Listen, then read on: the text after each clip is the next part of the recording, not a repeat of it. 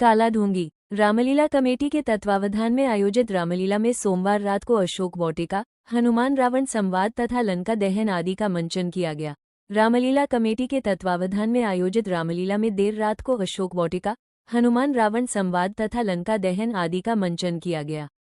रामलीला का मनमोहक मंचन देख दर्शक भाव विभोर हो गए। रात्रि में दर्शकों ने स्थानीय कलाकारों के सशक्त अभिनय को जमकर सराहा।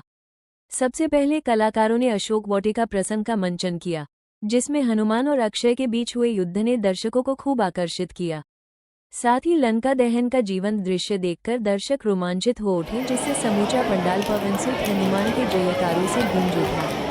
अशोक वाटिका के दृश्य के दौरान रामलीला कमेटी ने सभी श्रद्धालुओं को प्रसाद के रूप में फल वितरित किए।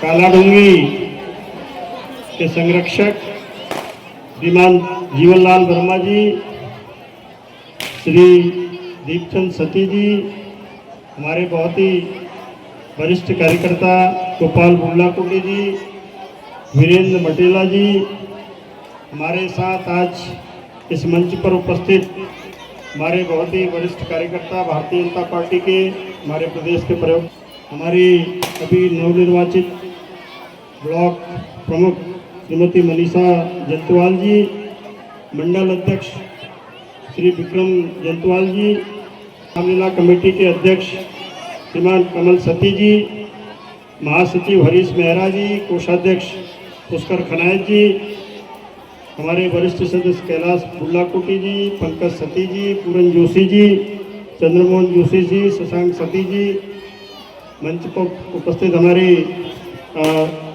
बीडीसी मेंबर हमारी आरती अनीता आर्य जी, जिला पंचायत के सदस्य अनीता आर्य जी, हमारी सभी रामलीला कमेटी के पदाधिकारी सदस्यगण, सभी क्षेत्र की सभी इस क्षेत्र की धर्मप्रेमी जनता, हम सबके बीच में मंच पर उपस्थित हमारे जिला पंचायत के सदस्य अर्णव कंबोज जी, आप सबका अभिनंदन, स्वागत है। विगत वर्षों की भांति इस वर्ष भी रामलीला कमेटी के द्वारा एक सुंदर आयोजन यहाँ पर चल रहा है। मैं पूरी रामलीला कमेटी को बहुत बहुत बधाई और शुभकामनाएं देता हूँ कि इस प्रकार के आयोजन जो आपके माध्यम से लगातार हो रहे हैं, इसके माध्यम से हम अपनी विरासत, अपनी संस्कृति, अपनी परंपराओं पर नई पीढ़ी को उसको जागरूक करते हुए और इसको आगे बढ़ाने का हम काम करते हैं। प्रभु श्री राम की रामलीला, जिन्होंने त्रेता युग में जन्म लिया, अवतार लिया प्रभु श्री राम, और त्रेता युग से आज तक हम उनकी लीला को मना रहे हैं।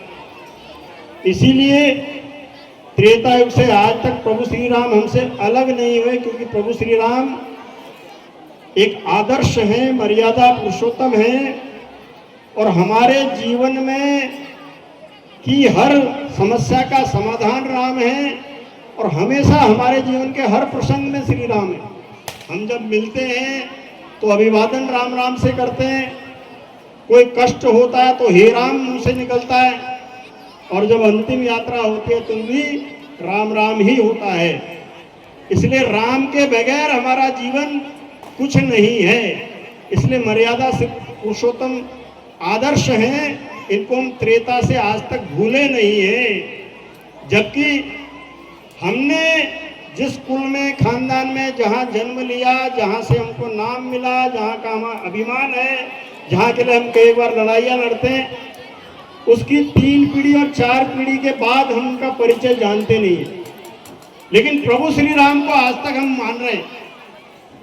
तो इसलिए मैं आप सबसे निवेदन करूंगा कि प्रभु श्री राम के आदर्श, जो उन्होंने आदर्श प्रस्तुत किए, उन पर हम चल करके अपना जीवन धन्य करें। प्रभु श्री राम की पूरी रामलीला हमको सिखाती है कि भी एक हर क्षेत्र में आदर्श कैसा होना चाहिए, आदर्श भाई कैसा होना चाहिए, तो आदर्श बेटा कैसा होना चाहिए, आदर्श पति कैसा होना चाहिए, आदर्श पत्नी कैसी होनी चाहिए, से लेकर एक आदर्श राजा कैसा होना चाहिए। आज भी कहते हैं कि राजा हो तो राजा राम जैसा हो, और एक आदर्श राज्य कैसा होना चाहिए, तो आदर्श राज्य आज भी कल्पना कहते हैं, अगर आदर्श राज्य हो तो राम राज्य जैसा होना चाहिए। इसलिए हमारे जीवन में जो हमारा कर्तव्य है उसको हम अच्छे से अगर निभाते हैं तो वही धर्म है। कई बार हमको लगता है कि शायद पूजा पाठ, पूजा पद्धति, मंदिर में जाएंगे, घंटा बजाएंगे, कुछ मंत्रोच्चार करेंगे तो शायद यही धर्म है। यह भी है, लेकिन यही धर्म नहीं है। धर्म यह है कि अगर एक बेटा अगर अपना फर्ज ठीक से निभाता है तो वो पुत्र धर्म है, यानी पुत्र का कर्तव्य ठीक से निभाता है तो वो अपना धर्म भी पूरा करता है। एक राजा अगर ठीक से राज्य चलाता है तो वो राज धर्म का पालन करता है, तो अपना कर्तव्य करता है तो राज धर्म का पालन करता है। एक भाई अगर अपना ठीक से कर्तव्य निभाता है तो अपने धर्म का पालन करता है। इसलिए अगर हम अपने अपने कर्तव्य का ठीक से पालन करते रहें, ठीक से कर्तव्य का पालन करेंगे तो हम अपने धर्म का भी पालन एक तरह से कर रहे हैं, अपने धर्म को भी आगे बढ़ाने का काम कर रहे हैं।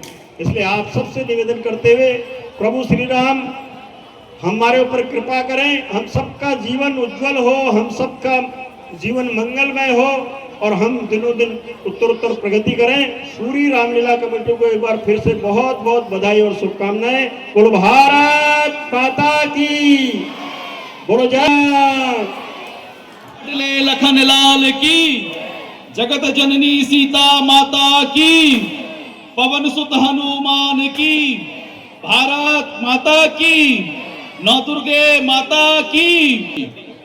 कालाढूंगी द्वारा आयोजित इस रामलीला में उपस्थित इस कमेटी के अध्यक्ष श्री कमल सती जी, महामंत्री हरीश मेहरा जी, कोषाध्यक्ष पुष्कर खनायत जी, इस कमेटी के संरक्षक दीपचंद सती जी, इस कमेटी के वरिष्ठ सदस्य कैलाश बुडलाकोटी जी, संरक्षक जीवन लाल वर्मा जी, वीरेंद्र सिंह मटेला जी, राजेंद्र सिंह नेगी जी, ब्रजेश लाल शाह जी, गोपाल बुडलाकोटी जी, उत्तराखंड सरकार में वरिष्ठ दायित्वधारी हम सबके मार्गदर्शक आदरणीय श्री सुरेश भट्ट जी, भारतीय जनता पार्टी के कालाढूंगी मंडल के अध्यक्ष विक्रम जंतवाल जी, कोटाबाग की ब्लॉक प्रमुख बहन मनीषा जंतवाल जी, मेरे साथ हल्द्वानी से यहाँ पहुंचे पूर्व ग्राम प्रधान मनीष आर्य जी, जिला पंचायत सदस्य अनिता देवी जी, प्रकाश टेनवाल जी, सभासद रोहित बुडलाकोटी जी, जिला पंचायत सदस्य छोटे भाई अर्णव कंबोज जी,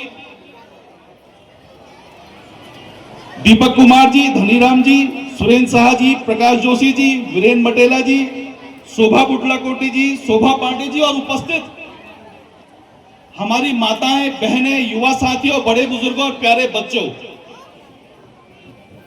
इस नवरात्र के पर्व पर मैं आप सब लोगों को नवरात्र की बहुत बहुत बधाई और शुभकामनाएं देता हूं और माता दुर्गा से यह प्रार्थना करता हूं कि आपके घर में सुख समृद्धि आए, माता दुर्गा सबको सद्बुद्धि दे और हम सब अच्छे अच्छे कार्य करें, अपने समाज को आगे ले जाने के लिए हम समाज के लिए अच्छे अच्छे कार्य करें। आप सबको बहुत बहुत शुभकामनाएं। साथ ही साथ कुछ दिन बाद दीपोत्सव का पर्व दीपावली भी आने वाला है, तो मैं आप सबको दीपावली पर्व की भी बहुत बहुत बधाई देता हूं और मां लक्ष्मी से कामना करता हूं कि आप घर में, कि आप सबके घर में मां लक्ष्मी का वास हो, आप हमेशा प्रसन्न रहें। बहुत बहुत बधाई। आज हम यहाँ रामलीला के लिए एकजुट हुए हैं। जैसा कि सुरेश जी ने कहा कि रामलीला हमारी संस्कृति का प्रमुख अंग है, साथ ही साथ यह हमें हिंदू धर्म से जोड़ने का सबसे सीधा संपर्क अगर कोई कराती है तो रामलीला है। भगवान श्री राम की इस लीला को देखने के लिए प्रत्येक वर्ष हम लोग यहाँ एकजुट होते हैं और बड़े आनंद से हम भगवान श्री राम की इस लीला को देखते हैं। और इस लीला को कराने में जो हमारी कमेटी होती है उनके द्वारा बहुत अथक परिश्रम किया जाता है। कमेटी के द्वारा लगभग 2 महीने की तैयारी के साथ, घर घर जाकर आर्थिक संसाधनों को जुटाने के साथ, पात्रों के चयन के साथ इस लीला को, प्रभु श्री राम की इस लीला को मंच पर आकर आप लोगों के सम्मुख रखा जाता है और आप भगवान श्री राम के चरित्र से यहाँ वाकिफ होते हैं। इसलिए मैं इतनी सुंदर लीला कराने के लिए कालाढूंगी रामलीला कमेटी को बहुत बहुत बधाई और शुभकामनाएं देता हूं और मुझे आमंत्रित करने के लिए भी आपका बहुत बहुत धन्यवाद प्रकट करता हूं। पूरे भारत के अंदर इस वक्त उल्लास का वातावरण है। हमारे उत्तराखंड, उत्तर प्रदेश, दिल्ली, हिमाचल प्रदेश में जगह जगह इस वक्त रामलीलाओं का आयोजन हो रहा है। और अगर आप गुजरात, मध्य प्रदेश, महाराष्ट्र, राजस्थान की तरफ अगर चले जाएं तो वहां रास गरबे का आयोजन किया जा रहा है। अर्थात माता दुर्गा की स्तुति करने के लिए, माता दुर्गा के प्रति कृतज्ञता प्रकट करने के लिए इन प्रदेशों के लोग रात भर गरबे का आयोजन करते हैं, उसमें नृत्य करते हैं। वहीं बंगाल में, उड़ीसा में इस वक्त माता दुर्गा के लिए दुर्गा पूजा का आयोजन किया जा रहा है। मेरा कहने का तात्पर्य है कि पूरे भारत के अंदर इस वक्त नवरात्र का उत्सव मनाया जा रहा है। इसलिए मैं आप सबसे यह निवेदन करना चाहता हूं कि इस नवरात्र के माध्यम से हम लोग अपनी संस्कृति को कैसे मजबूत कर सकते हैं, उसमें हमारा सहयोग कैसे हो सकता है, उसको हमें एक बार सोचना चाहिए। कमेटी के द्वारा रामलीला कराई जाती है और इसके अलावा कई कार्यक्रम यहाँ कराए जाते हैं। कभी कृष्ण जन्माष्टमी का कार्यक्रम होता है, कभी उत्तरायण पर्व का कार्यक्रम होता है। मेरा आपसे यह निवेदन है कि हम सबको बढ़ चढ़कर इन कार्यक्रमों को कराने के लिए अपनी भागीदारी सुनिश्चित की जानी चाहिए, तभी हमारा धर्म आगे बढ़ेगा और हम सब लोग मिलकर सनातन धर्म से जुड़े रहेंगे। आप सब लोग यहाँ पहुंचे और मैं विभिन्न रामलीलाओं में जाता हूँ तो समाज में होने वाली कुरीतियों पर मैं जरूर चर्चा करता हूँ, क्योंकि वहां मुझे आप जैसी मातृशक्ति युवा साथी वहां मिलते हैं और मैं उनसे अपनी बात कह सकता हूं। मित्रों, माताओं, बहनों, मैं आपके सामने जो पिछले वर्ष मैंने एक नशावृत्ति के बारे में आपसे चर्चा की, मैं उस बात को आज आगे बढ़ाना चाहता हूं। हम लोग रामलीला में आते हैं और भगवान श्री राम के चरित्र के बारे में चर्चा करते हैं, लेकिन क्या हम लोग जो नशावृत्ति हमारे समाज में फैल रही है उसको रोकने के लिए क्या हम लोग आगे आते हैं? एक बार हमें इस पर विचार जरूर करना चाहिए। नशावृत्ति अर्थात चरस, गांजा, स्मैक, इस तरह का तमाम तरह के नशे बेचकर आजकल हमारे युवाओं को बर्बाद करने की कोशिश चल रही है। स्कूल कॉलेजेस के बाहर या ऐसे संस्थान जहां हमारे युवा बच्चे पढ़ने जाते हैं या नौकरी करते हैं, वहां कुछ लोग चंद पैसों के लालच में चरस, गांजा, स्मैक बेचकर हमारे बच्चों को बरगलाने का प्रयास कर रहे हैं, उनको बर्बाद करने का प्रयास कर रहे हैं। और जो बच्चा नशा करता है, आप कल्पना कीजिए कि उसकी परिवार की स्थिति क्या होती है। जब बच्चा नशा करता है उसकी मानसिक स्थिति खराब हो जाती है, सोचने समझने की शक्ति खत्म हो जाती है, यहां तक कि वह अवसाद में चला जाता है, डिप्रेशन में चला जाता है और कई कई बार बच्चा आत्महत्या भी कर लेता है और पूरा परिवार उसके पीछे परेशान रहता है। उसके साथ ही साथ आर्थिक रूप से परिवार की माली हालत भी खराब हो जाती है। बच्चे के पीछे जितनी कमाई होती है उसको सुधारने के लिए या बच्चे द्वारा नशा करने के लिए उस पैसे का दुरुपयोग किया जाता है और बच्चे को तरह तरह के रोग भी हो सकते हैं, किडनी रोग, हृदय रोग, लंग्स में कैंसर, टीबी जैसी बीमारियां भी उस बच्चे को हो सकती हैं। इसलिए हम सबको यह संकल्प लेना होगा कि इस नशावृत्ति को अपने समाज से हम दूर करेंगे। मेरा माताओं से विशेष अनुरोध है कि जब बच्चा घर से जाता है और जब घर वापस आता है तो हम विशेष रूप से यह देखें कि उसकी मित्र मंडली कैसी है। जो बच्चा होता है उसकी जो मित्र मंडली होती है वो उसको बना भी सकती है, उसको बर्बाद भी कर सकती है। शकुनी की संगति में रहकर दुर्योधन ने पांडवों का, कौरवों का नाश कर दिया और श्री कृष्ण की संगति में रहकर अर्जुन के साथ साथ पांडवों ने महाभारत जैसा युद्ध जीत लिया। इसलिए सबसे पहले हमको ये देखना चाहिए कि हमारे बच्चे की संगति कैसी है। अच्छे मित्र होंगे तो निश्चित रूप से बच्चा अच्छे काम करेगा और बच्चा समाज में अच्छा आगे जाएगा। दूसरा, हमको यह देखना चाहिए कि बच्चा जब पढ़ाई करता है उसके साथ साथ संगीत की तरफ, योगा की तरफ, इस तरफ भी उस बच्चे का ध्यान जाए, खेलों में ध्यान जाए।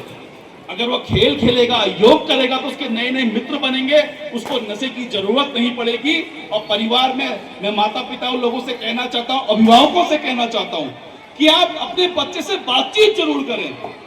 कोविड-19 की आपदा के बाद परिवार में बातचीत बंद हो गई, क्योंकि सब बच्चे और परिवार के लोग मोबाइल पे आ गए। परिवार में 4 लोग 6 लोग बैठे तो हैं, पर आपस में वार्तालाप नहीं करते हैं।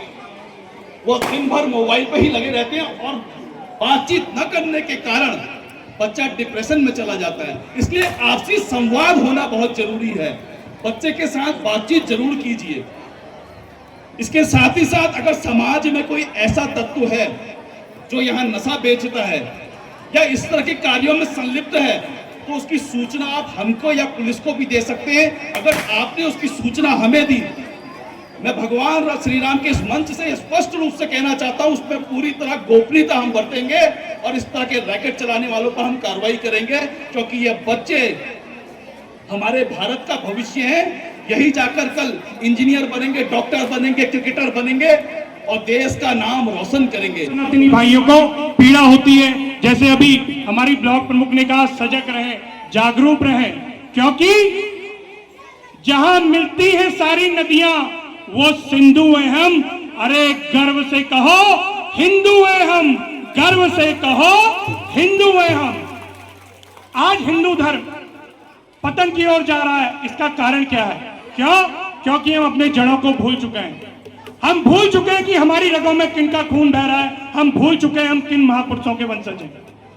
याद रखिए, हम उन महाराणा प्रताप के वंशज हैं जिन्होंने घास की रोटी खाना स्वीकार किया, लेकिन मुगलों की पराधीनता स्वीकार नहीं करी। हम उस महापुरुष छत्रपति शिवाजी के वंशज हैं, उनके अनुयायी हैं, जिन्होंने अपने प्राण न्यौछावर कर दिए, लेकिन भगवा के लिए अपने प्राण न्यौछावर कर दिए, लेकिन विदेशी आतंकियों की पराधीनता स्वीकार नहीं करी। हम गुरु गोविंद सिंह जी के वो वंशज हैं जिन्होंने अपने ही नहीं, हमारे धर्म की रक्षा के लिए केवल अपने प्राणों की नहीं, अपने बच्चों के प्राणों का भी बलिदान कर दिया। आदरणीय सुरेश भट्ट जी भी बता रहे थे कि राम जी के जीवन से, प्रभु श्री राम के जीवन से हमें नैतिक मूल्य क्या क्या शिक्षाएं मिलती हैं। हम जानते हैं कि वह अच्छे बेटे थे, अच्छे राजा थे, अच्छे पति थे, लेकिन अंत की एक बात बताऊं, जब उन्होंने अयोध्या में विजय प्राप्त कर ली थी, आप सभी लोग जानते हैं, विभीषण ने उनसे कहा कि हे प्रभु आप अयोध्या के राजा बने। लक्ष्मण जी ने भी हामी भर दी, ठीक है वहां भैया भरत अयोध्या में राज कर रहे हैं, प्रभु क्यों ना आप भी लंका में राज करें। तो प्रभु श्री राम ने कहा, हे भरत, जननी और जन्मभूमि स्वर्ग से भी बढ़कर। यानी कि हमारी माँ और हमारी मातृभूमि हमारे लिए स्वर्ग से भी बढ़कर है, लेकिन हम अपने छोटे छोटे लाभ के कारण और ईर्ष्या के कारण ऐसे लोगों का समर्थन कर देते हैं जो खुले मंचों से कहते हैं भारत तेरे टुकड़े होंगे इंशाअल्लाह इंशाअल्लाह। यह सोचने का विषय है, यह सोचने का विषय है कि हमारी लोगों में किन का खून बह रहा है और हम किन के वंशज हैं। अंत में भारत रत्न अटल बिहारी वाजपेयी जी की उन पंक्तियों को याद करते हुए मैं आपको सुनाना चाहता हूं।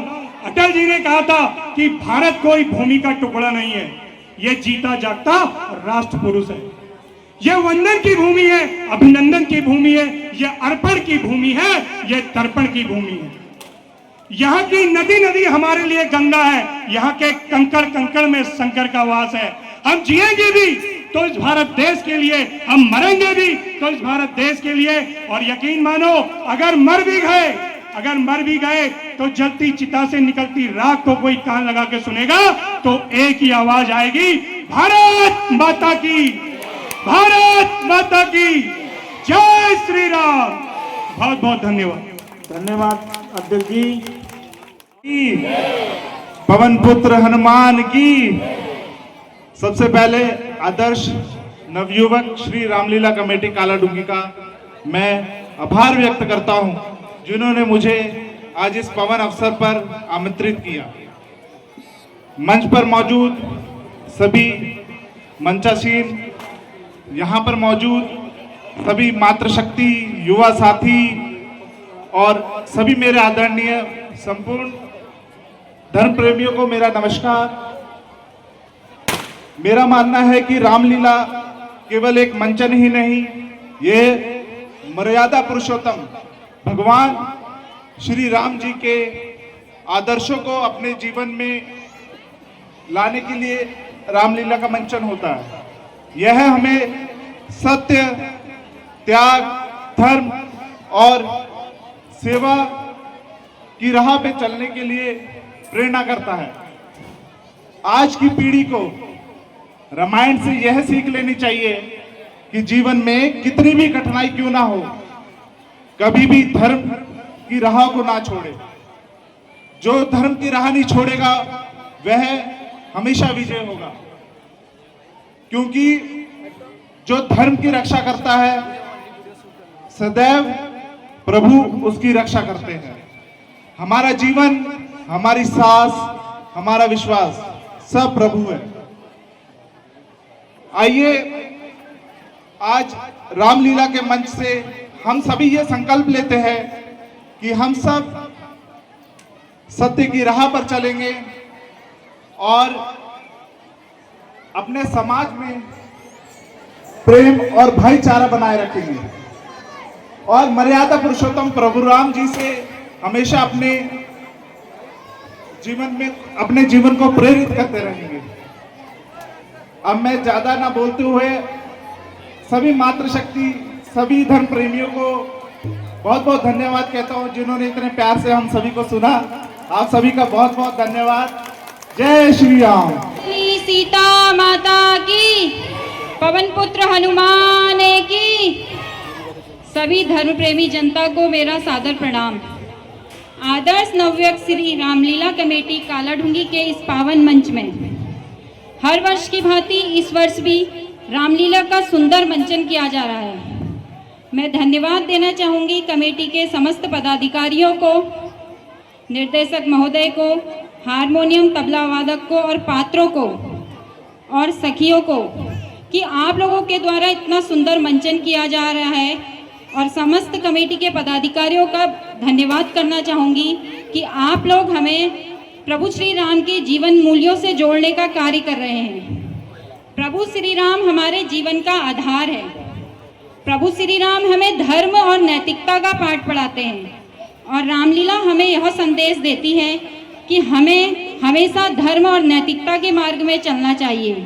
प्रभु श्री राम ने धर्म की रक्षा के लिए, प्रजा को अन्याय मुक्त करने के लिए अधर्मी रावण का वध किया।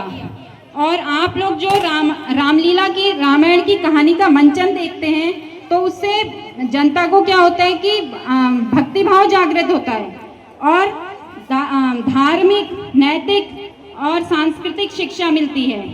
और रामलीला हमें यह भी संदेश देती है कि सत्य की विजय होती है। चाहे बुराई कितनी भी शक्तिशाली हो, सत्य की ही जीत होती है। आइए हम प्रभु श्री राम के आदर्शों को अपने जीवन में अपनाएंगे, एक आदर्श समाज बनाएंगे जिसमें धर्म और प्रेम का वास हो। और मैं एक छोटी सी बात और कहना चाहूँगी बेटियों के लिए। समाज में एक बड़ा गंभीर विषय है कि हमारी बेटियां सुरक्षित नहीं है। नवरात्रि चल रही है और हमारे हिंदू धर्म में 9 साल की कन्या को कन्या पूजा जाता है और वहीं कुछ समाज में जिहादी मानसिकता वाले लोग उन्हें गलत भावना से देखते हैं। इसलिए मैं बेटियों से कहना चाहूँगी, संघर्ष करें, निडर रहें और जागरूक बने, क्योंकि बेटियां हमारा गौरव है। और एक महत्वपूर्ण कदम उठाएं कि बेटियों को पढ़ा लिखा कर आत्मनिर्भर बनाएं, जिससे वह अपनी सुरक्षा करने में खुद सक्षम हो जाए। और प्रत्येक समाज के व्यक्ति से कहना चाहूँगी कि बेटियों की सुरक्षा के लिए अपनी जिम्मेदारी समझे। ज़्यादा ना बोलते हुए अपनी वाणी को विराम देती हूँ। बोलो जय श्री राम। धन्यवाद।